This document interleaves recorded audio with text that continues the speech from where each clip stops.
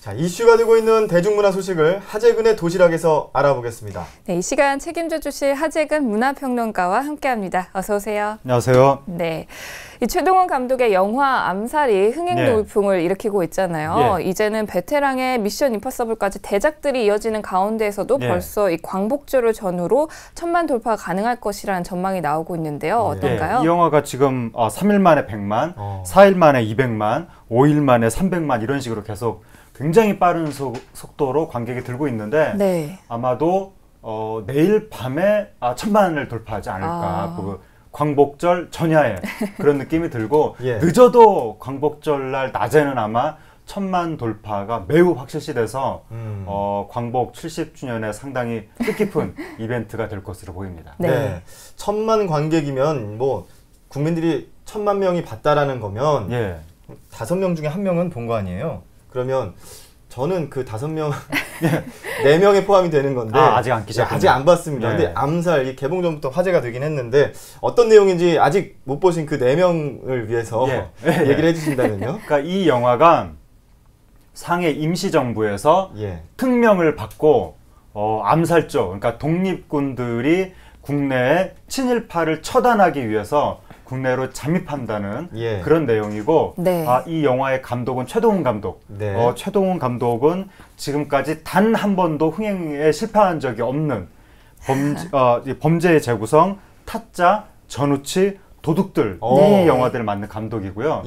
바로 요전 영화가 1000만 돌파했기 때문에 이번에 또 1000만 돌파하면 연속 1000만 돌파라는 거의 뭐 연속 말로 홈런에 해당하는 야구로 치면 그 정도의 성과를 이번에 거두게 될 것으로 보이고 배우들도 굉장히 화제여서 전지현 씨, 이정재 씨, 하정우 씨 거의 뭐 믿고 보는 배우들이 등장을 하는 그런 영화로 개봉 전부터 상당히 화제가 됐었습니다. 근데 왜 하정우 씨 하는데 갑자기 슬기 씨 여기가 광대가 올라오시죠?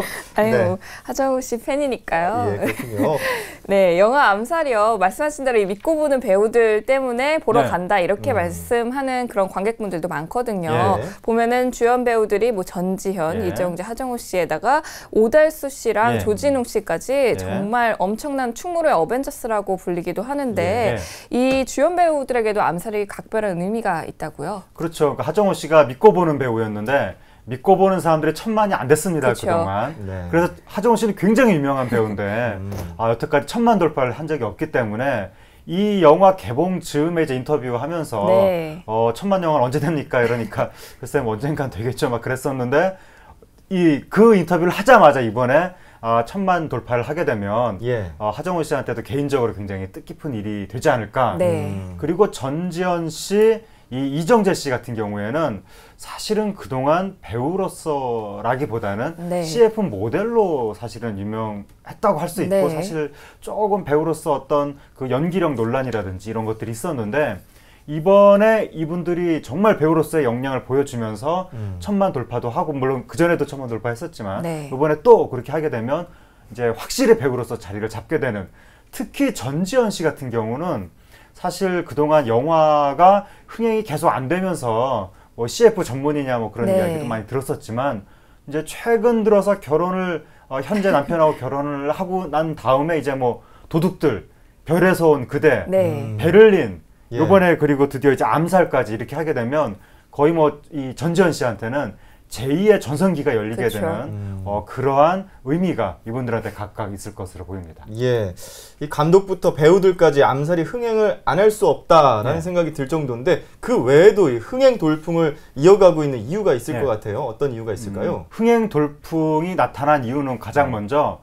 오락 영화이기 때문에 이것이 한국의 액션 대작으로 등장을 하니까 한국 영화가 그동안 액션 대작이 한동안 드물었습니다. 그래서 우리나라 관객들이 계속 헐리우드 액션 대작 위주로만 영화를 보다 보니까 한국 영화가 흥행이 잘 되지 못했었는데 오랜만에 한국의 액션 대작이 등장하니까 다시 또 영화 관객들이 여기에 이제 집중적으로 관객을 관람을 하러 가게 됐던 것이고 그리고 이게 또 민족 정서를 건드리니까 친일파 처단 이 민족 과거의 작년에 명량 이게 또 이제 민족 정서를 건드렸었는데 최근에 일본 아베 총리의 망언도 있고 박근령 씨의 망언도 있고 굉장히 여러 가지 문제들이 있었는데 이런 상황에서 민족 정서를 건드리고 지금이 광복 70주년이니까 그러니까 더욱더 여기에 거국적인 성원이 나타나고 되는 것으로 보입니다. 네,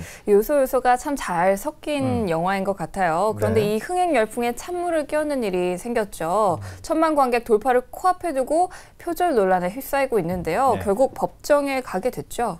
그 한 작가가 자신이 과거에 쓴 소설과 이 암살의 설정이 비슷하다라고 이제 주장을 하면서 상영 중지 가처분 신청을 한 겁니다. 그리고 100억대의 소송을 제기하겠다 이렇게 지금 이야기를 하고 있는 건데 암살 측에서는 도리어 그 작가한테 우리가 명예훼손 소송을 제기하겠다. 이게 어떻게 표절이냐라고. 왜냐하면 설정이 비슷하다고 해도 임시정부가 친일파를 처단하는 내용이 이게 무슨 독창적인 설정이냐 이건 누구나 생각할 수 있는 설정인데 이걸 가지고 표절을 주장하는 것은 말이 안 된다라고 암살 측에서는 이제 이 항변을 하는 거죠.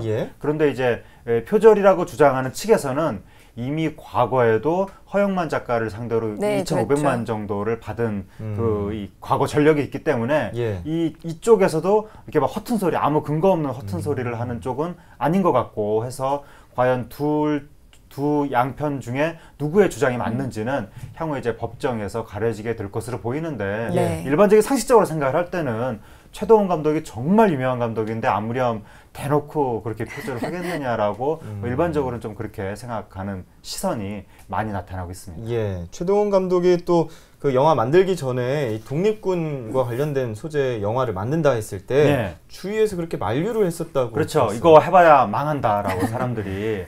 왜냐하면 관객들이 독립군 이야기, 식민지 시대 이야기 이런 걸 안 좋아합니다. 우울하고 막 답답하고 지는 이야기고 결국 죽는 이야기고 고문당하고 이런 거 나오니까 관객들이 우울한 이야기 안 좋아해서 구한말부터 식민지 시대까지 딱 요 시대 배경 이게 별로 이렇게 인기가 없는데 일본은 그 시대 굉장히 좋아합니다. 자기네들이 이기니까 막 청일전쟁, 러일전쟁 막 이기니까 일본 드라마 애니메이션 보면 계속 나옵니다. 그 시대 이야기가. 근데 우리나라 관객들은 그 시대를 안 좋아해서 주위에서 최동원 감독을 말렸는데 그래도 최동원 감독은 또 어떻게 또 뚝심 있게 이걸 밀고 나가서 결국 1000만까지 하게 됐으니까 최동원 감독의 의지와 능력 정말 대단하다. 이러니까 연속 1000만도 하는 것 같습니다.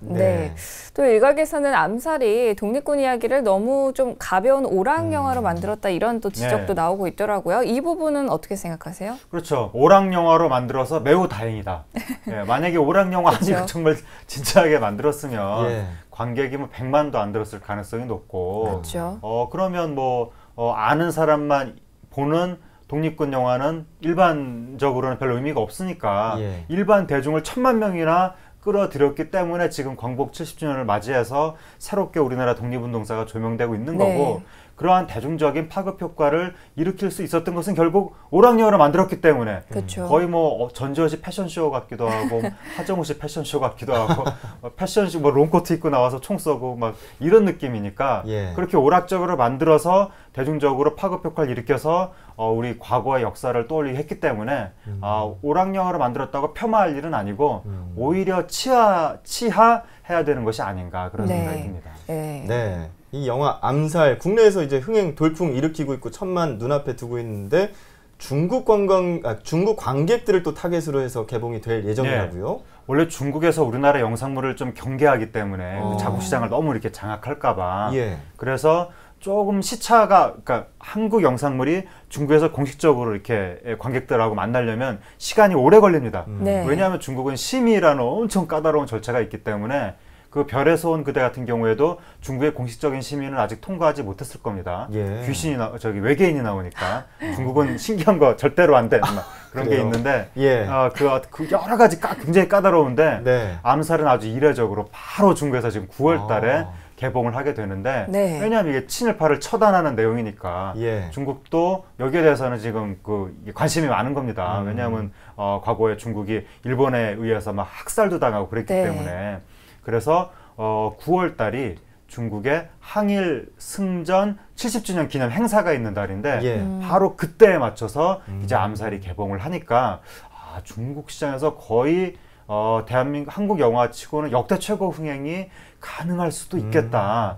그래서 영화 한류가 어떤 불이 지펴지는 그런 계기가 될 수도 있을 것 같고 전지현 씨가 벌써 중국 시장에서 별에서 온 그대로 엄청나게 떠서 작년에 한 수백억 원대 그 CF 수익을 올렸다는 이야기가 있는데 이번에 암살로 인해서 다시 한번 또 엄청난 그 중국에서의 수익이 올려질 수도 있지만 하필 또 지금 임신 중이기 때문에 전지현 씨 일정이 어떻게 될는지 모르겠지만 어쨌든 그 암살은 중국에 상당히 반향을 일으킬 것으로 보입니다. 네, 이 암살 같은 영화를 계기로 한중 관계가 더 호전될 수도 있지 않을까 이런 생각도 드는데 그럴까요? 그렇죠. 매우 호전. 아마 그렇게 되지 않을까. 지금 그 한중 간의 사랑의 가교 역할을 열심히 아베 총리가 해주고 있기 때문에 아베 총리가 입을 열 때마다 한중 관계는 가까워지는 겁니다.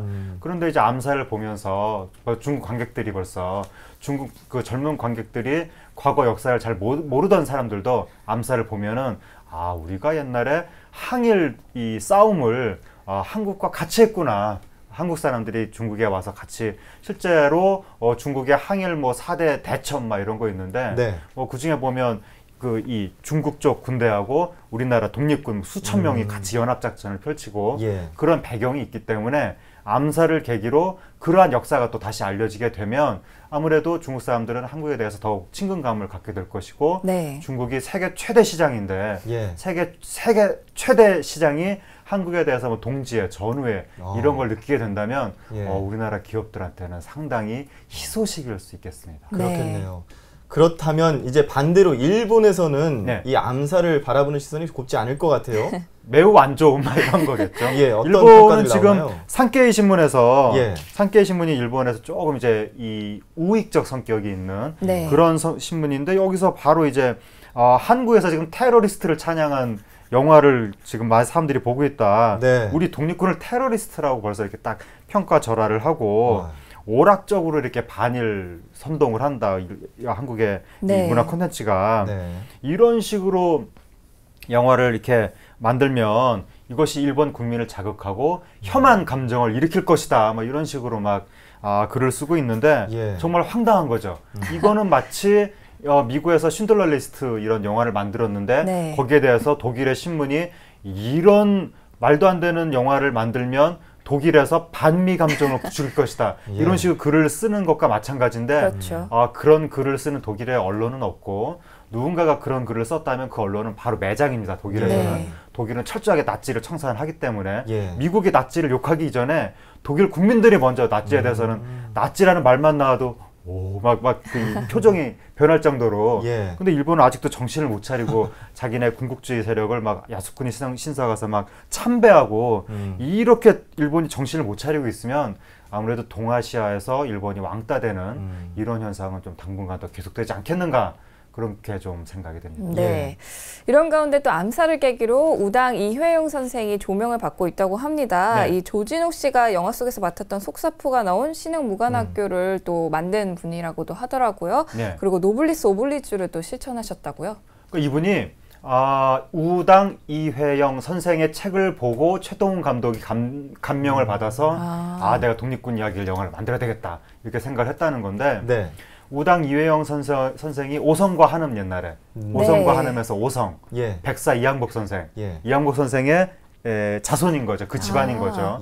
이 집안이 이항복 선생 이후로만 정승을 10명을 배출한 조선 최고 명문가 중에 하나인데 이 집안에서 6형제가 우당 이회영 선생을 비롯해서 6형제가 있었는데 그 형제들이 다 모든 재산을 다 처분해가지고 만주를 한 겁니다. 독립운동 하려고. 그때 처분한 재산이 한 40만 원 됐다고 하는데 오늘날 가치로 따지면 최소 600억에서 수천억까지도 가능한 엄청난 땅, 명동을 비롯해서 엄청난 땅이 있었는데 다 팔아가지고 이제 독립운동을 하면서 여러 가지 독립운동에 관여를 했는데 헤이그 밀사 파견이라든가 여러 가지에 관여를 했는데 특히 신흥무관학교를 만들어서 독립군을 3,500명을 양성을 하고 네. 그 독립군이 나중에 이제 청산리 대첩에 참여해서 총 들고 싸우게 되는 거죠. 그러면서 이분들은 재산을 다 이제 쓰고 이제 이회영 선생은 일본군한테 잡혀가지고 려순 감옥에서 고문을 받는데 허리가 부러지고 고문을 받다가 돌아가시고 다른 형제들도 다 돌아가시고 이시영 선생, 다섯째 이시영 선생만 딱 한 분만 살아남아서 해방 이후에 이제 귀국을 하는 겁니다. 네. 귀국을 해가지고 부통령이 되죠. 초대 부통령.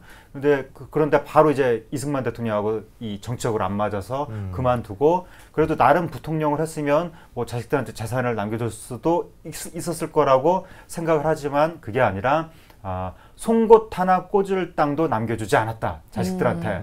그래가지고 이시영 선생의 며느리가 다 허물어져 가는 집에서 산다고 네. 몇 년 전에 지자체에서 보다 못해서 집을 수리해줬다. 뭐 이런 기사가 나왔었는데 어쨌든 이렇게 모범을 보인 분들이 있었기 때문에 오늘날 우리의 대한민국이 존재할 수 있다. 이렇게 말씀드릴 수 있는 거죠. 네. 네.